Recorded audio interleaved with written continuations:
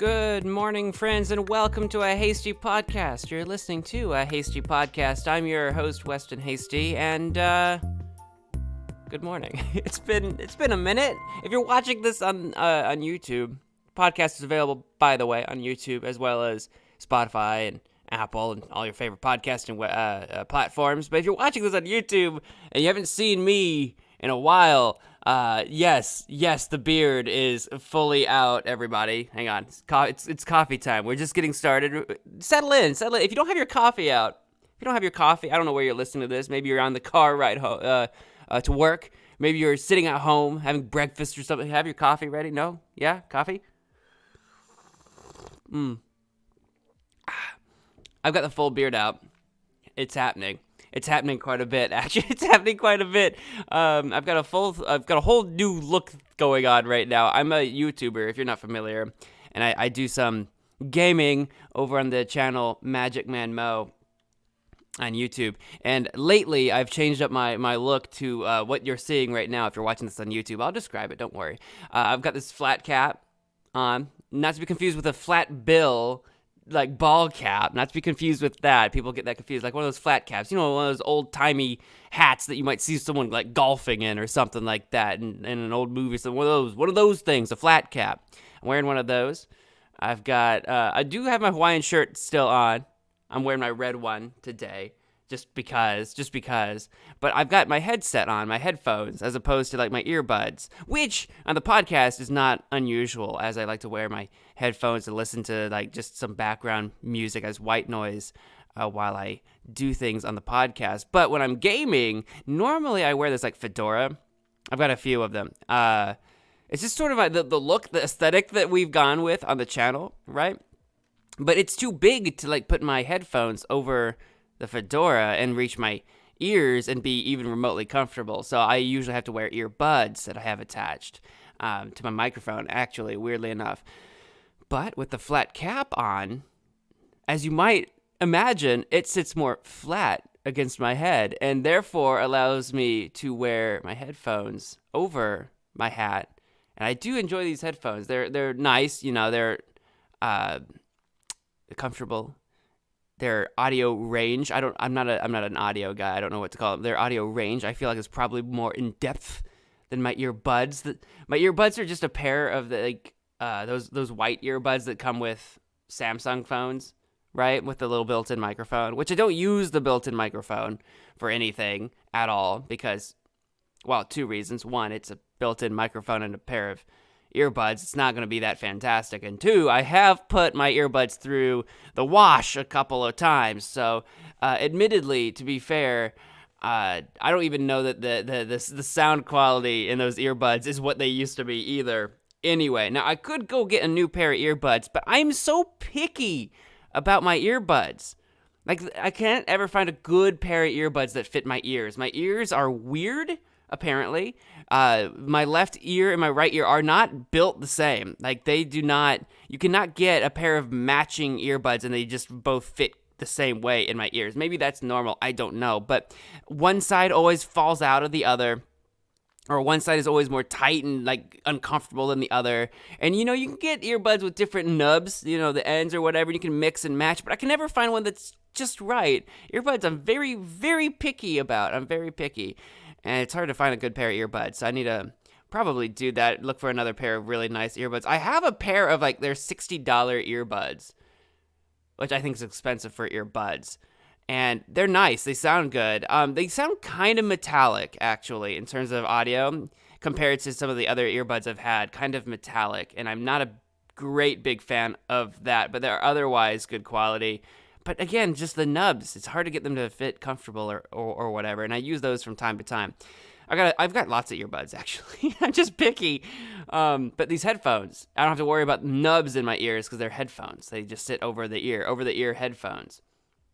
I hate it when people call headphones earbuds or earbuds headphones or whatever people call them. I get them all backwards and confused. I'm going on a tangent right now. The point is, I'm wearing my headphones, my flat cap. I'm wearing the full beard. I'm trying to decide if the chin beard needs to like shrink up a bit, cut that back, even it out with the rest of the beard. I don't know. I'm going through a bit of a phase or a thing right now where I'm kind of reverting back to something I used to look like many years ago, but like also like with the experience that comes with having worn a beard before and knowing a little bit better on how to take care of it. I've got beard oil these days. Back in the day, back in like the early 2010s or late 2000s, as they say, definitely was not into the beard oils. Definitely didn't know how to take care of a beard. Definitely didn't know anything about taking care of your skin to take care of your beard. I was a person that could grow a beard regardless. I was not a person that had trouble growing a beard. It was just a matter of like it being rough and coarse and unrefined. Wait, is that sand? We're talking about sand again. Anyway, I am going deep off a tangent. What I want to talk about today is, because before it's too late and no longer relevant, I want to talk about Squid Game. Yes, I've watched all of it. That shouldn't be a surprise to anybody because it's been out for a while now. I watched all of it pretty early on. I started watching it the day it came out on Netflix, and I didn't finish. I watched it's 10 episodes, I think. I watched 7 of them the first day I binged it. There's something like that, 6 or 7. And then I finished up maybe a week later, the last 3 or so episodes that I needed to finish. So I was in on that pretty early on the trend. And it's exploded into this really huge thing. And I want to talk about that. I want to talk about Squid Game a little bit. I'm going to talk about Castlevania Season 4 a little bit because I watched that before I watched Squid Game. So my memory is not going to be great on that, but I just want to talk about that because that's something I did since the last time I talked to you guys on the podcast. I've watched Squid Game. I watched Castlevania 4. My best buddy Justin got married, and I was in South Carolina for his wedding. I want to talk about that a little bit. And then that might be about it that we discuss on this episode. That's, I think, what we're going to cover. Yeah, a few topics that way, I feel like. And I'll probably find something to ramble about in between because welcome to my podcast. This is my podcast. It's got my name on it. You're here for the ride, right? So, if you find that you're enjoying this podcast, wherever you're listening to it, give it a 5-star or a thumbs up or whatever you can do. Add it to your playlists, etc., no matter where you're listening to this from. If you want to connect with me, then you better make it fast. No, wait, what? No, those are... you can connect with me on Twitter at Weston Hasty.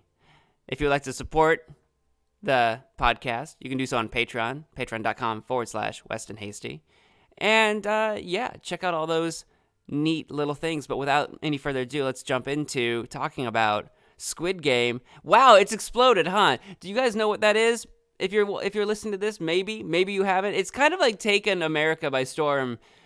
Probably the world. I reside within America. My scope of influence or whatever is American. But I feel like everyone's been talking about Squid Game. I see it on YouTube all the time. Maybe it's just big on YouTube. I don't know. I haven't talked to a lot of people IRL in the real life, in the meat world, about Squid Game. Unfortunately, I don't know if people around where I live are really into that kind of thing. Because what Squid Game is, for those of you that don't know, is this Korean Hunger Games-esque series. It's like a drama.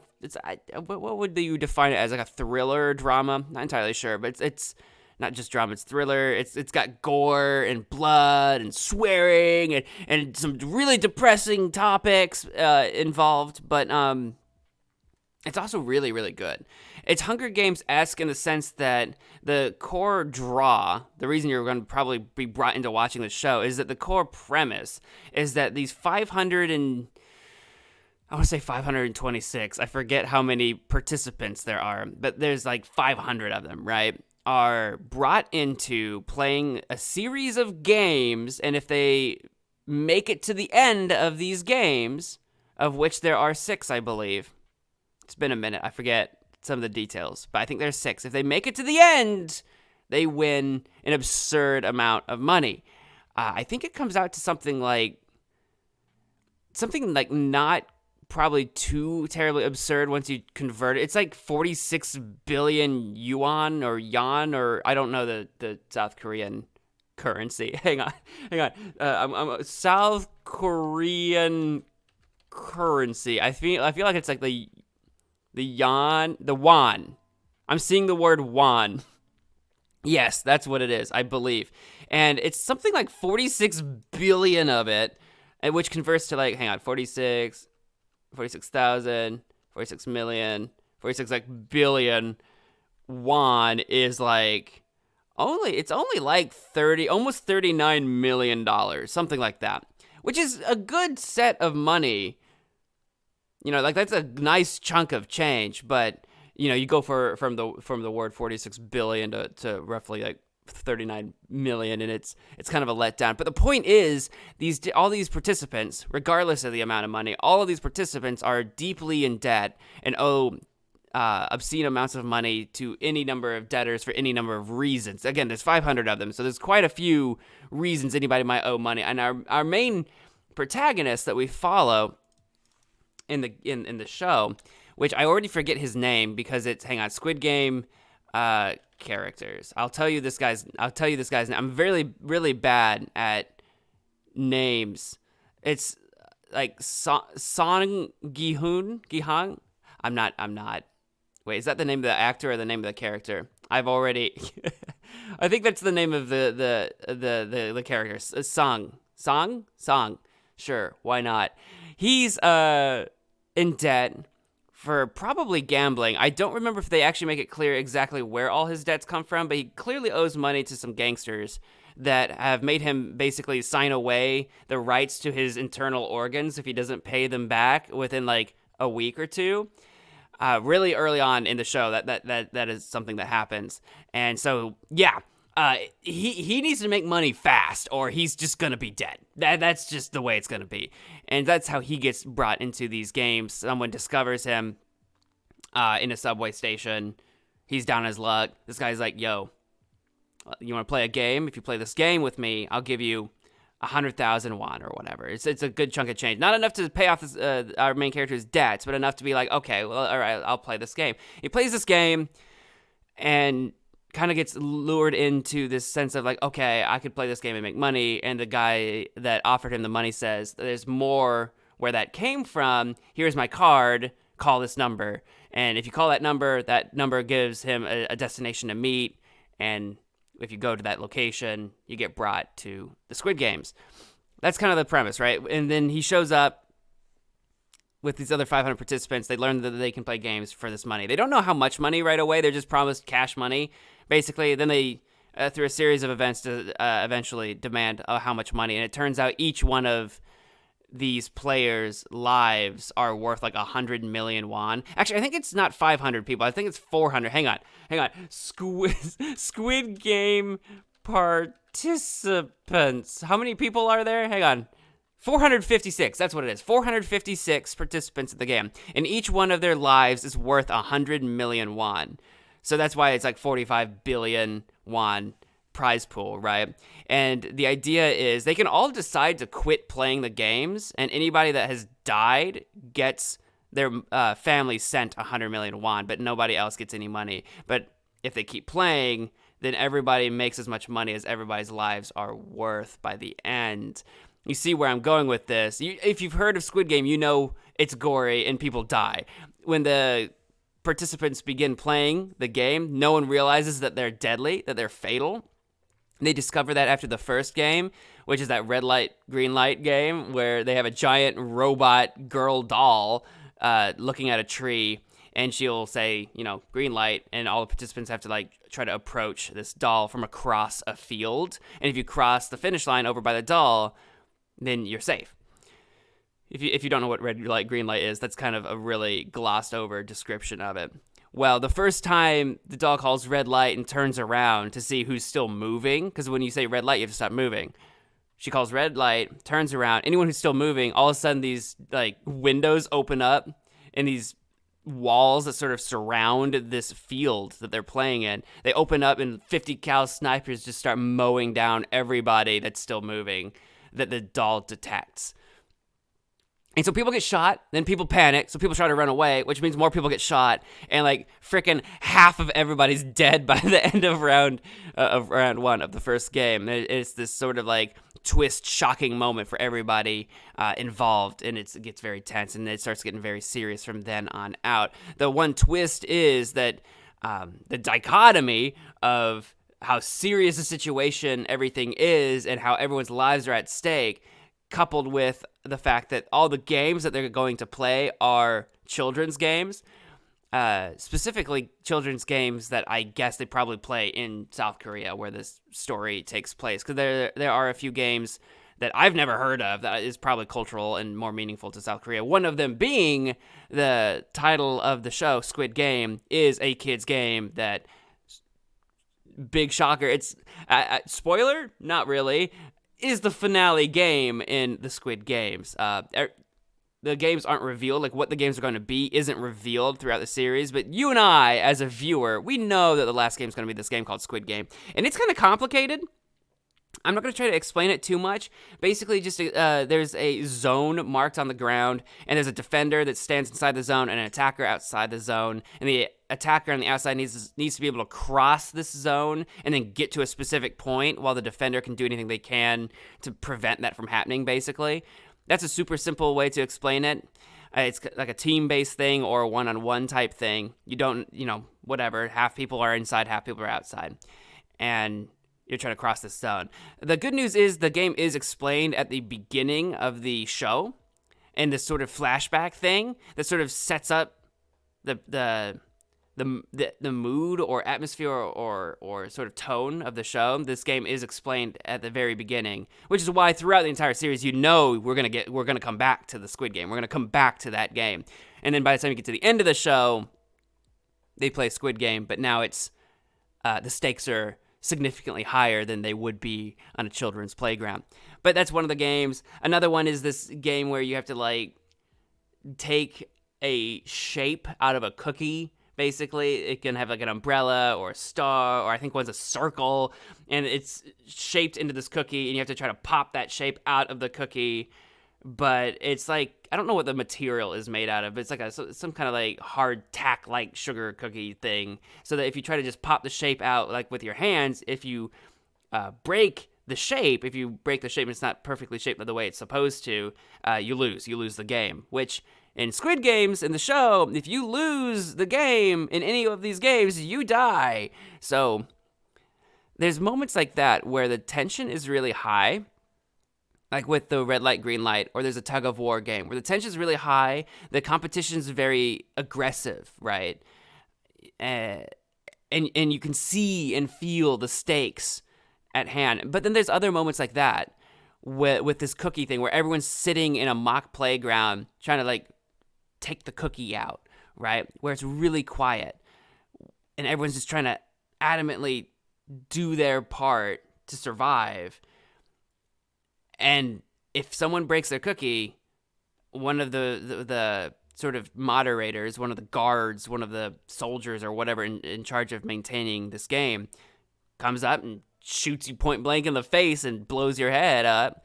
It's quite gory. It's terrifying. But it's moments like that where you have these really viscerally intense, aggressive games coupled with these really quiet moment games where just you feel the anguish of someone making the tiniest mistake, right? The tiniest possible mistake, trying their hardest to do their best, and they slip up just a little bit, and they're punished with just death. And it's just heart-crushing to see these actors portraying the disbelief, the realization of what that mistake means, and that this is basically their final moments, and it's so unfair.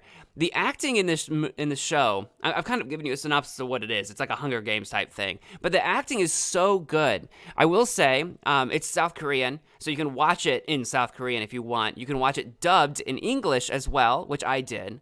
I watched it dubbed in English, which takes a little bit of adjustment to get used to watching it dubbed, because, the mouths don't match up with the words necessarily, right? It takes a little getting used to, but you can, and the voice acting is really good. It's over the top, but you do get used to it, and I actually kind of appreciate it because it kind of matches some of the acting a little bit and helps convey the emotion that these characters are going through, that if the lines were delivered a little bit more subdued, I feel like wouldn't come across as easily.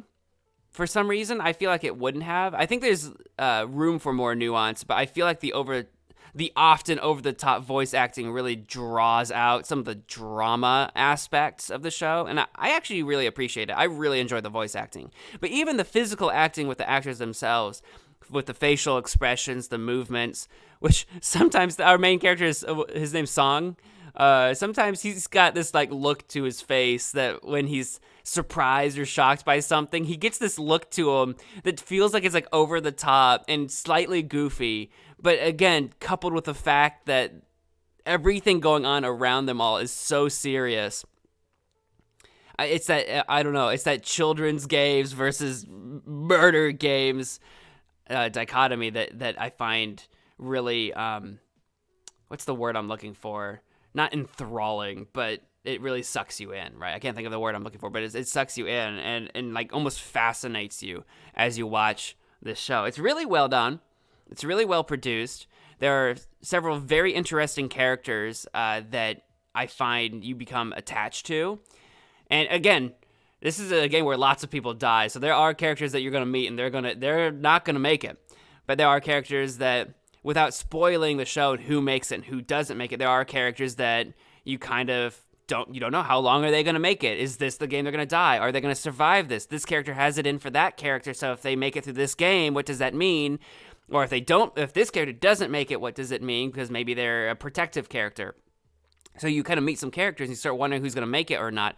And you start wondering how many people are allowed to win at the end. Is it going to be a group of people, one person? You don't really know. Because it's not, the rules of the game don't say there can only be one.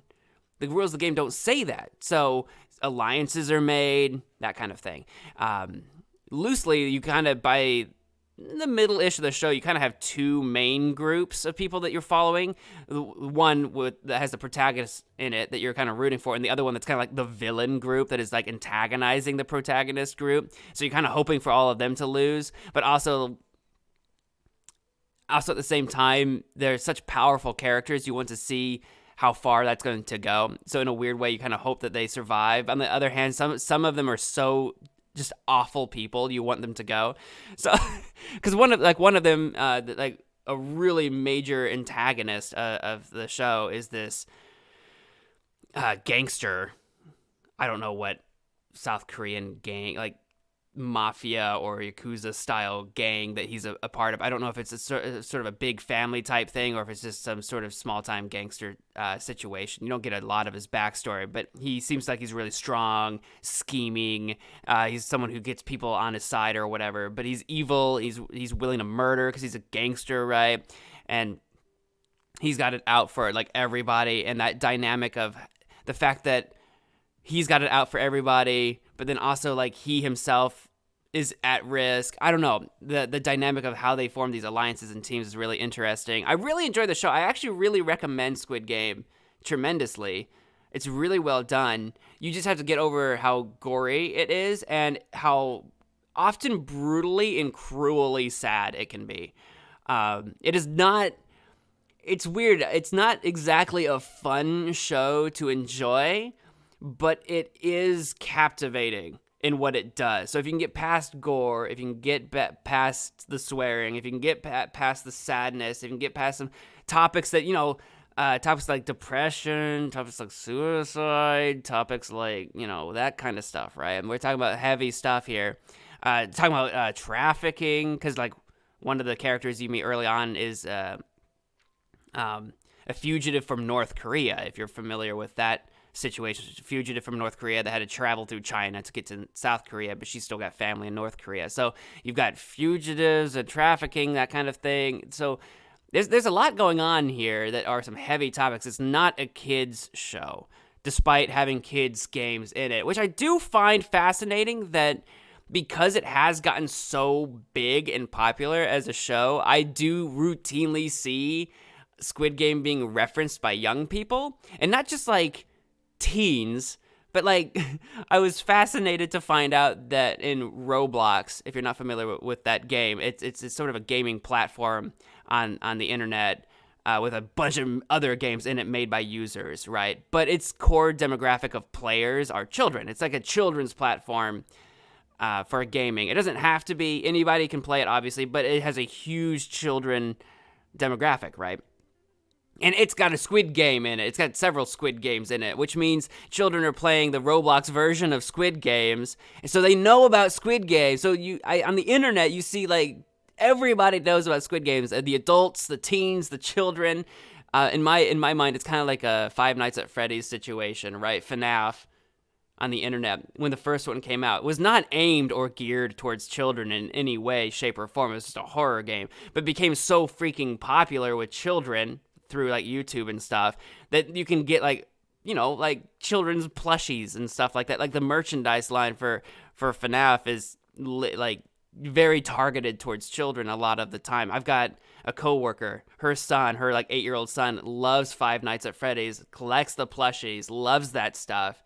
But it's a horror game that's not actually supposed to be appropriate for children. And in fact, even her son, this kid, hates horror. He's terrified of anything remotely scary, but loves Five Nights at Freddy's. It's like just this bizarre dichotomy. And I get the same sense out of Squid Game, where because it's children's games in the show, and because of that competitive, kind of easy to grasp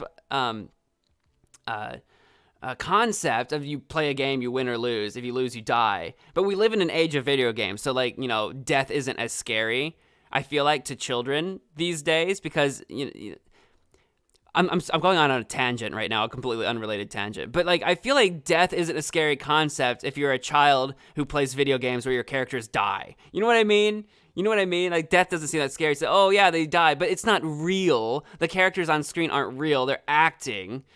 Just like in my video game, okay, yeah, you die, but you come back. It's a video game. Children, I think, have a good understanding of like video games and movies and TV. They're not real. So death in those contexts isn't scary, right? So this dichotomy of having this, of children being completely okay with some of these morbid concepts and understanding that to some level means that doesn't like dissuade them from watching and partaking in this media. I hope a lot of children are not actually watching the original show, because it's heavy and it is gory and it's not supposed to be appropriate for children. But I just couldn't help but notice that there was this growing trend that because the show has gotten so popular that everybody is exposed to it. Yeah. And that's a complete side tangent in my opinion, but Squid Game, I really enjoyed it. I think you could stop, although I really enjoyed it, you could pretty much probably stop watching it after the like 9th episode, the very last episode, I think. The last episode or the majority of the last episode. I can't remember exactly where the sort of games end. Without explaining too much about the ending, because I don't want to spoil too much, because I actually do recommend it. So if you can get past the stuff that I've described, I do really recommend it, and I don't want to spoil too much more about it. But if you can get into it, and you want to watch it, the finale, the ending, after the games are over, basically, you could stop the show there and probably be pretty much done. There's a little bit after the games end that you can watch to kind of see a little bit of follow-up, but then the majority, or if not the entirety of the last episode, is kind of like an epilogue of what happens after the games, and I didn't like it at all. At all. I thought the finale was weak. I think, like, not the finale of the games, but just the finale of the show, which is kind of strange. I thought it was so strong up until they decided at the end, one, they try to set it up for a sequel, for like a season 2 or whatever, which the way they go about doing it opens up a lot of questions for me about like character development, character motive, all kinds of stuff like that I don't think match up. The way it sets up its sequel just doesn't seem to me to match the behavior of the character or characters involved. I'm gonna say that just to continue to make it vague, right? And there's some sort of moral philosophizing, is that a word? This is some moral philosophy talk in there at the end, talking about whether or not there's like, I'm going to spoil this slightly, but only because it's so pointless, in my opinion. There's some, slightly, don't worry about it. There's some moral discussion about whether or not people are inherently good or not at the end of the show that just the entirety of the show has nothing to do with that. Right? The entirety of the show has nothing to do with whether or not people are morally good or not inherently. There are aspects where characters are surprised by other characters' acts of kindness or generosity during the games that are often so cutthroat. So it's a theme that can be discussed. Like, it does kind of exist. Don't get me entirely wrong. But the fact that they make such a focus of that at the end of the season is confusing, because that was not the focal point of the show. It seemed more like the show was more about the lengths people are willing to go to certain ends. It's a matter of, like, do the ends justify the means? Do me doing XYZ, like playing the games at all for the money to pay off your debts, or even the things and actions and behaviors you perform during the games, is that all justified by the prize money you get at the end? Was it worth it? I feel like that's a huge part and point of the show. Not even by the time you get to the end. Throughout the show, that's prevalent. That's why I don't feel like that's wrong of me to say. Watch the show. You'll pick it up pretty early that's a big question. Really early on, the characters are like, oh my gosh, this is terrifying. We're really risking our lives for this. Is it worth it? That's a question very early on. And then as you watch the show, you, the viewer, can decide, well, if you were in those shoes, would it be worth it? If you owed basically your life and money away in debt outside in the real world, would this new crazy fantasy world where you put it all on the line, is it worth it? And how would you go about it? What alliances would you make? Would you be kind to people? Would you be cutthroat? How would you behave? And is any of it right or wrong? Right? It's not really about the morality of whether or not people are inherently good or bad. It's kind of like an ends justify the means discussion. And I feel like the finale of the show, trying to wrap up a lot of these themes and topics that it does touch on and cover, misses its mark and chooses to focus on one that doesn't seem that important at all. It really doesn't. It spends too long on that. There's also a massive twist at the end that I hated every second of. I'm not gonna hint at what that twist is. You would know. You'll know the second you get to that finale. The twist happens, and you're like, what? No, I hate everything about it. I'm not gonna give you any hints. There's just a twist, and I hate it. I hate everything about it.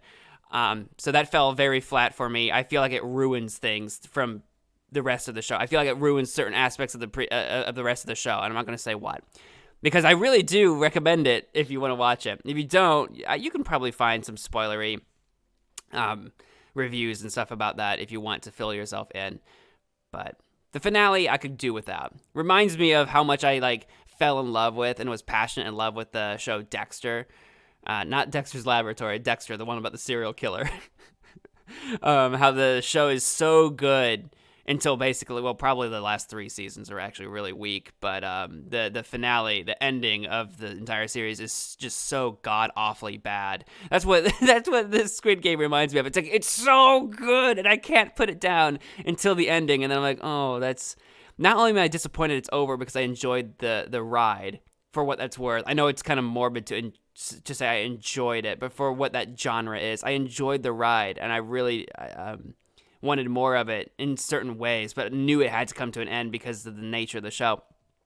It's not that I'm just disappointed that it's over. It's that the ending is just not good, in my opinion. So you could probably watch until a little bit past after the games actually end, and you could stop. And honestly, I think that's the best the best ending. I think that's the good ending. Just stop after the games. Don't watch the finale. But if you're a masochist, which if you've watched that much of the show up to that point, I guess you probably are, you can go ahead and just watch out the finale so that you can love the show but hate the ending. That happens so often. That is such a common occurrence. I don't know who my favorite character was. It might have been number 1. I want to say that. You don't know his name. Because he's old and going senile, so you don't know his name for the longest time in the show. He's just number 1. He's the old guy. You've probably seen the memes of him. He's got so many memes. He's so memeable. He's just this goofy old guy that you want to love so much. Probably my favorite character. Let me know what your favorite character is if you watch the show. let me know in the YouTube comments or somewhere on Twitter or wherever you can comment, and I'll see it. But that is Squid Game and kind of my take on it. Love the show. Really enjoyed the concept. Hated the ending. I hope you got something out of that, because I'm really bad. I feel like I'm really bad at just discussing or talking about or describing TV shows. I feel like I'm really bad at it, or even movies. I feel like I get too wrapped up in trying to tell you like what it's about and not so much about my opinion. But it's also hard because sometimes if I'm trying to discuss specific details about like why a character does a thing or say a thing or this twist or that twist, then I get into spoiler territory. I think it might be fun at some point to do like a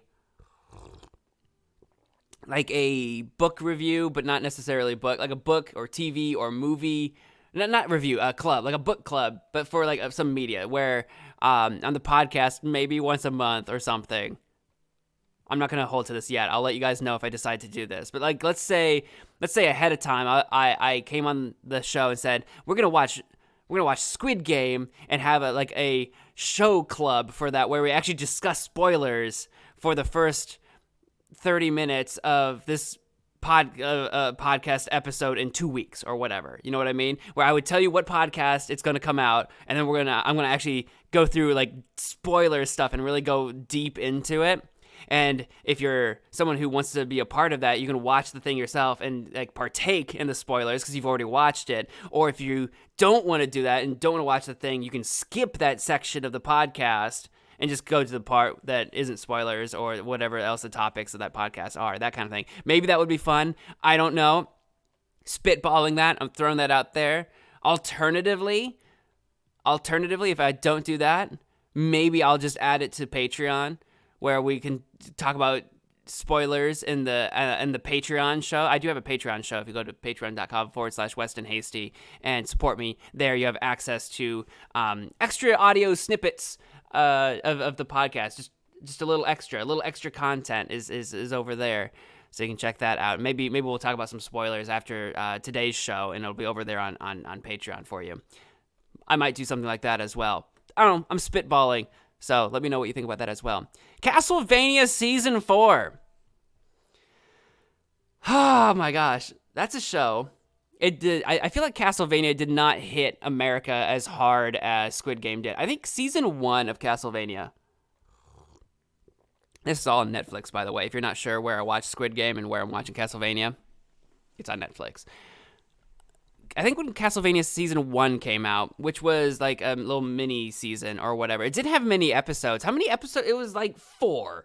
Hang on. I can't spell Castlevania. Castlevania Season 1 episodes. It was like 4 episodes. Yeah, it was like literally 4 episodes, which did such an injustice to the show, in my opinion. So I am kind of two minds. On the one hand, because they only had 4 episodes, the pacing had to be quicker to get more done and develop characters, and I feel like they actually did it really well. Season 1, it was like masterfully done in the amount of time that they had to do it, in my opinion. For introducing the world, the characters, everything, I loved it. Season 1 was amazing, and I think it's because they really tightly condensed what they wanted to achieve into those 4 episodes.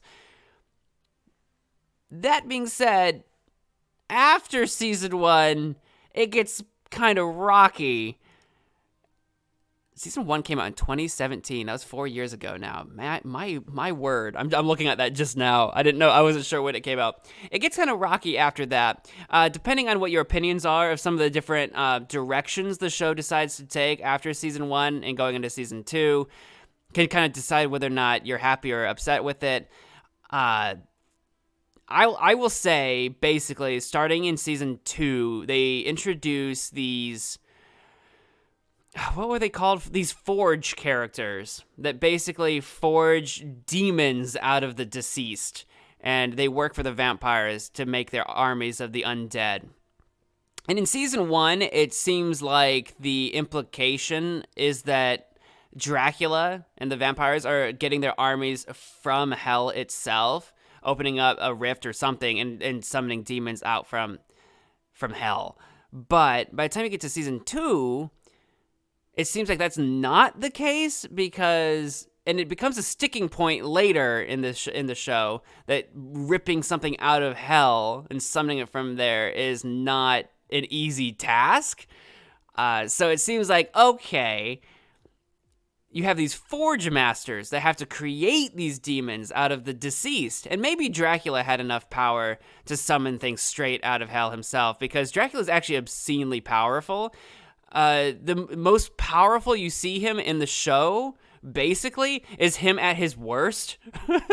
My brother and I watched the entire series together, because it was every now and again we find a series that we like to watch together, and Castlevania was one that we watched together, and we were talking about this, how by the time you get to like I forget if it's the end of season 2 or if it's actually part of season 3. I actually forget the timeline between seasons 2 and 3. They kind of get muddled together for me. But the point is, Dracula is kind of like, these other vampires under him are starting to try to conspire against him, but no one is really willing to take the risk to confront Dracula. And Dracula, he's depressed and has literally not been feeding and powering himself up for like weeks or something like that. So he's at his weakest he's ever been, and he's so goddamn powerful that no number of vampires could possibly take him out. He knows everything that's going on. Our heroes can't defeat him. Without spoiling what happens to Dracula in the series, just in case you haven't seen it, without spoiling what happens to Dracula in the series, the heroes didn't beat him. If Dracula wanted to win, he would have. Like, he's so unbelievably powerful. But he's also such a fleshed out character that it's not about him being powerful. He just is. So anyway, he maybe could summon things straight out of hell, but the rest of the vampires actually clearly cannot do so, is the point I'm trying to get at. So they have these Forge Masters, and they have their own stories that take up a lot of time in the series, and I hate everything about them.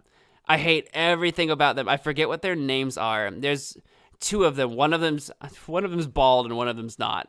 That's probably going to be the easier way to describe it, because one of them's like bald. He's got some kind of, I feel like it's like some kind of Middle Eastern influence. I don't remember where they said he's from. Maybe it's Northeast African or something. I'm not sure. I don't remember where they said he's from. But he's got that influence to him in some of his iconography, and he wields these like daggers or something like that. So he's more like combat oriented, and the other guy who's got the hair, I forget where he's from too, but I think he's European or whatever, and he's a lot less combat oriented. Although I think he's supposed to be fairly capable combat-wise in his own right, but not nearly so relative to the other Forge Master, which becomes a point later in the series. It's not really important early, but later in the series, the fact that like if they were to fight one another, clearly one would win over the other is a point later. But the point that I'm trying to make right now is that these characters that have their fully fleshed out backstories and stories that they tell throughout the series, I hate it. I think it takes way too much time away from the rest of the characters. Actually, I'm completely blanking right now. Castlevania characters. I'm so bad at names. Trevor. I couldn't think of Trevor's name. It takes a lot of time away from developing Trevor Belmont's story. From what's her name? Sypha or whatever. Anyway, yeah. Something like that. The girl protected Sypha. It takes time away from developing Alucard. I was way more interested in Trevor, Sypha, and Alucard than I was these darn Forge Masters. And even the other vampires that aren't Dracula, in season 2, there's a ton of vampires that have no voice lines or names, but have these really wild, awesome character designs that don't get explored whatsoever. There's one of them, Godbrand. I hated him as a character. He was probably the most boring vampire of all of the council, and we get to focus on him, and I didn't like him at all. But I don't know. It takes a lot of time away from like our protagonists and their story and developing it, and a lot of the time while you're watching the series, you feel like Alucard and Sypha and Trevor, our protagonists, apparently, they're always running some kind of B plot to the main plot, which is the Forge Masters, which are doing God knows what. The bald one, is off creating his own army now, not working for any of the vampires, and he's basically going to try to take over the world for his own moral reasons. He's decided that humanity's like not worth saving, but he's on this like sort of moral path. Well, maybe humanity is worth saving, and he's trying to decide whether or not humanity is worth saving. And he plays this godlike figure. There's a lot of symbolism behind he's basically God. He's basically a human stand-in for God. He's creating life, demon life, but he treats it like a people, right? He's trying to create them and lead them like a people despite being demons, right? He's basically playing the role of God on earth and deciding for himself what he believes the fate of the world is going to be. And it's a long process. There's a lot of moral theorizing, and it's just so boring and stupid, and I don't care about any of it. I don't care about any of it. And the other Forge Master gets captured by some vampires being forced against his will to work for them. And those other vampires, they kind of have their stories. And it's kind of interesting, but they get so little done and actually accomplish so little that it all feels like a pointless waste of my time to watch. Like, you feel like watching them talk and plan and plot and what they're doing feels like it's going to lead somewhere, but it kind of never does. Until eventually towards the end, like the Forge Masters meet. And again, because the one Forge Master is trying to be God and determine the fate of the world, he seems like he's got way more going on than even the vampires do. There's a really cool fight scene in season 4 between that Forge Master and the lead vampire, like queen to be, Carmilla. She's trying to take over the world as well. And there's a fight scene between them two that is really awesome. I will say that there's a fight scene that happens. Season 4 is worth it for some of the fighting scenes, to be honest. Season 4 tries to correct for a lot of the mistakes made in 2 and 3. 2 and 3 wastes a lot of your time. Like, the entirety of, like, Season 3 includes this mystery plot about these cultists trying to summon Dracula back into the world. Again, without spoiling what happens to Dracula, he's not in the world anymore. They're trying to summon him back. But that entire mystery is, like, it's so obvious what's going on. I don't understand why it took a dozen episodes to, like, get to that point. It just felt, the pacing just dragged and dragged and dragged. The pacing was so bad.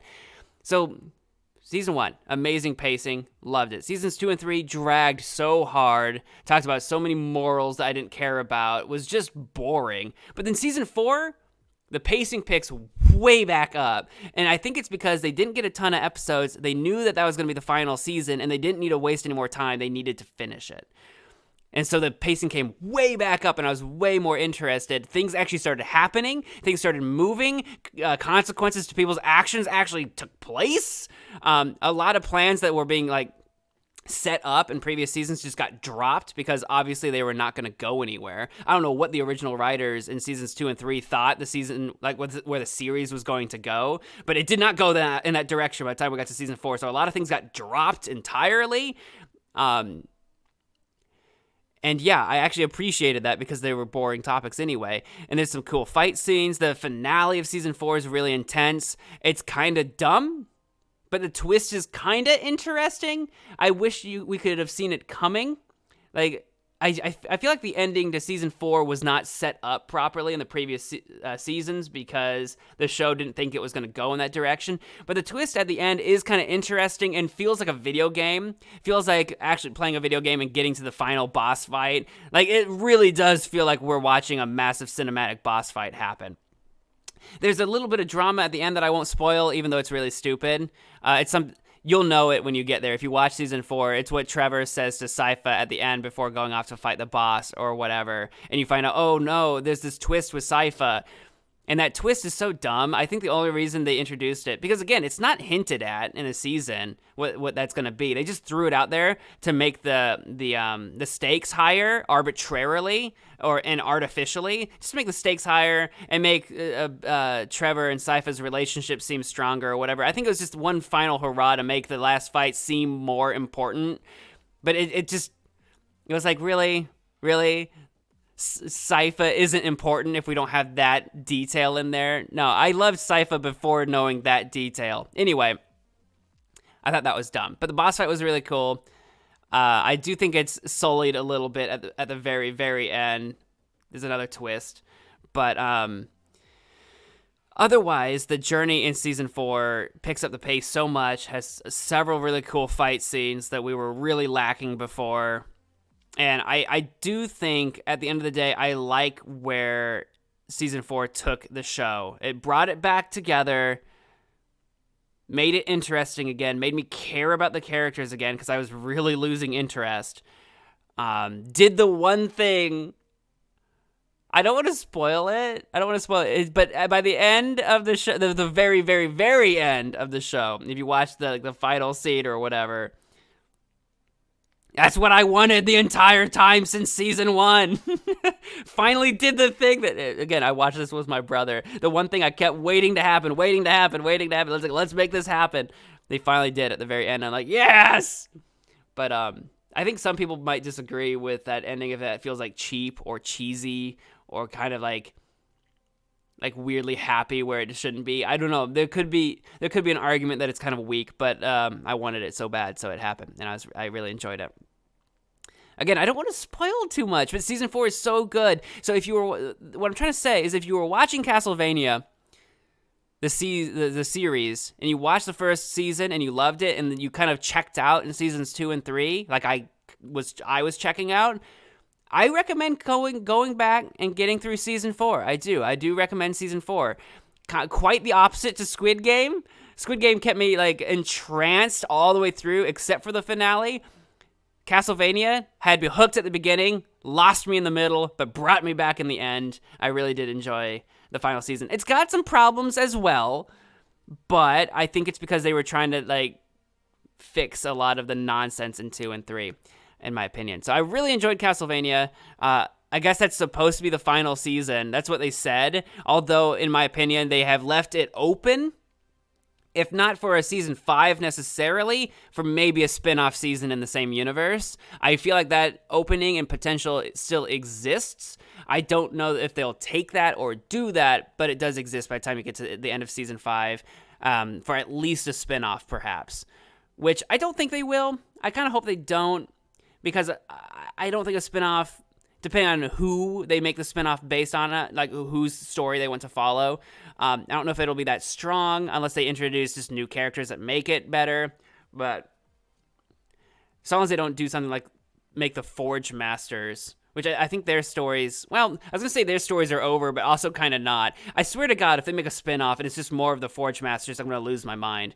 Because that was just so much time, just unnecessarily wasted, in my opinion. Let me know what you guys thought about Castlevania if you watched it. The Forge Master arcs, did you hate it as much as I did? I hated it. I hated every second. Every time we switched to one of the Forge Masters, I was like, here we go again. And every time we switched to Alucard or Trevor and Sypha, I was like, let's go! This is what I signed up for. Even though sometimes it was disappointing. Alucard could have been utilized way better. Like his height of importance was basically the end of Season 1 and the first half of Season 2. That was like the height of his importance. And then of course, him having his fight with Dracula was important as well, but he really loses steam after that. Anyway, that's Castlevania. Check out, you've got things to check out now on your watch list. You got things to go check out. Squid Game, if you're into that, and Castlevania, if you're into that. I like watching these sort of darker shows often. And by that, I mean like darker in the sense of like they kind of deal with some darker topics. They're kind of like in post-apocalyptic scenarios, or at least not like in worlds that aren't necessarily happy. I kind of enjoy that stuff. I've got another show I wouldn't mind talking more about, but I don't have time in this episode to talk about Sweet Home, which I watched in October because I thought it looked like a spooky monster show. And it's not good. It's bad. But we'll talk about it maybe next time. But if I remember anything about it by the time I shoot the next episode, because I'm already forgetting a lot of it. But I'll talk more about it. I'll talk more about it next time. I can't talk about it now. We're running out of time. I also, just to wrap it up, I've been to South Carolina. It's been really exciting to get out and about. My buddy Justin got married, and I just wanted to basically dedicate a portion of the end of this podcast saying congratulations, Justin, to getting married. I can't believe you did it, my man. I mean, I do believe it, but you know what I mean. Where of the entire friend group of my friends, I think perhaps the first person to be married in our friend group was definitely not who we thought would be the first person. We know who that is. And the second person to be married, that's you, Justin. You did it, my man. You figured it out before the rest of us, except for the other one. You did it. I can't believe you've known Emily for so long. Congratulations. Glad it worked out in the end. I know it was because you two came from different, like, literal physical locations. You had literally geography working against you. You had your schooling going against you. You had so much going against you, but you stuck it out. You knew what you wanted. You found out how to make it work. And you are where you are now, and you're together, and you have a house, and it's just, it blows my... We grew up, Justin. We grew up. We're not high school teenagers, middle school teenagers anymore. Full-grown adults, starting lives. It's wild. I don't know. It blows my mind. Anyway, I just want to take a moment to say that. And yeah, went to South Carolina. It was beautiful. The weather was tremendously perfect for an outdoor wedding, and that's what we had outside this really fancy barn. It was a wedding at a barn. It was an event barn, not like literally a farming barn. It was an event barn. It was awesome. We partied. There's lots of good food to have out there. We went to Greenville in the downtown area. There were some really cool places to eat. What was the name of the brewery that we ate a couple times? It was like Iron Hill, I think is what it was called. It was this really good burger joint that was like half burger joint and half club called Ink and Ivy. I say club because I think it's like there's like three floors. The first floor is like where you eat. They have like a bar, and then they have like dining, and they have like burgers and things. But the third floor is like a club at night or something. We didn't go clubbing, but we did that. There's this Mad World attraction, because this was in October. There's this Mad World attraction, haunted attractions place, and we went through like their haunted house. It wasn't really one singular haunted house. It was a whole haunted experience where you went between buildings and stuff. Then that was really fun. The line was much longer than it looked. That was a deceptive line, but we got through that, and that was a lot of fun. I'm just kind of wrapping up what we did. I was out in South Carolina.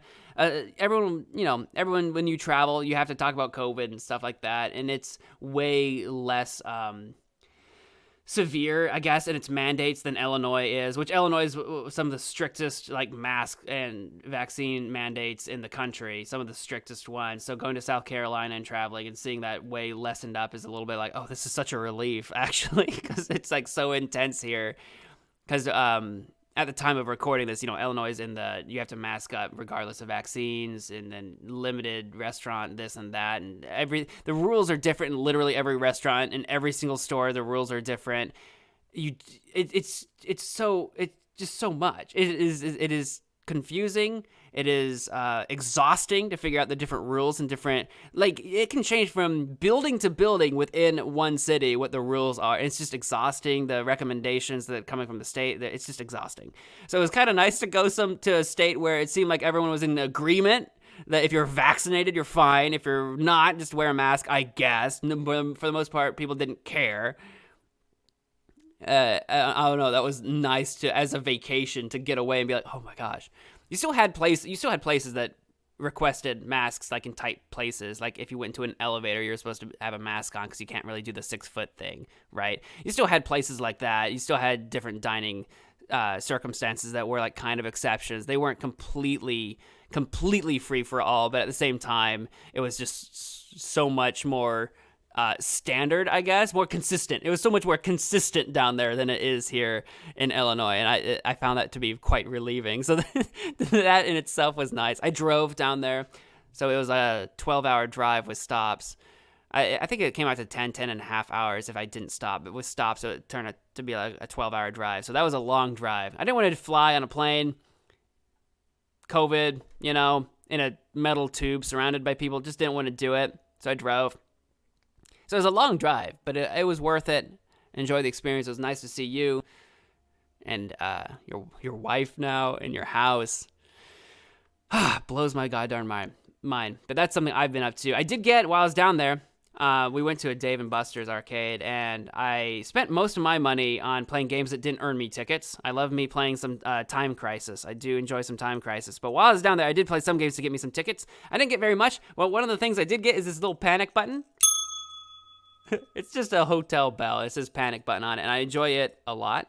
I feature it sometimes on my streams now. If something happens that's panic-inducing, I can hit my little panic button and ding it. I think that's really fun. And if that sounds like fun to you as well, you can watch me stream some video games on my YouTube channel called Magic Man Mo. You can find it at youtube.com/MagicManMo. Check that out. I stream, and if streams are too long-form content for you, I also make a ton of shorts. They're like TikToks, but on YouTube. You can watch those. They're like minute-long or less clips of funny moments, so you can check out some of those to decide if my streams are for you, because then you can like sample some of the stuff that I do, basically. I also have a TikTok that you can find if you want. Look me up on TikTok as Weston Hasty, all one word. That is also my Twitter. Tweet me at Weston Hasty. You can use the hashtag Hasty Podcast if you want me to see your comments and maybe react to questions or comments on the show at some point in time. And that's kind of everything. You follow me on Instagram. I don't post there a lot, but you can follow me on Instagram as well at Weston Hasty. And, of course, continue to enjoy and support this podcast by watching and listening either on YouTube or on your favorite podcasting platform. Just look for a Hasty Podcast. I think that's about it, everybody. Support the show at Patreon, patreon.com/Weston Hasty. There will be some bonus content there to check out after I finish recording this part of the podcast. So check that out as well if you are so inclined.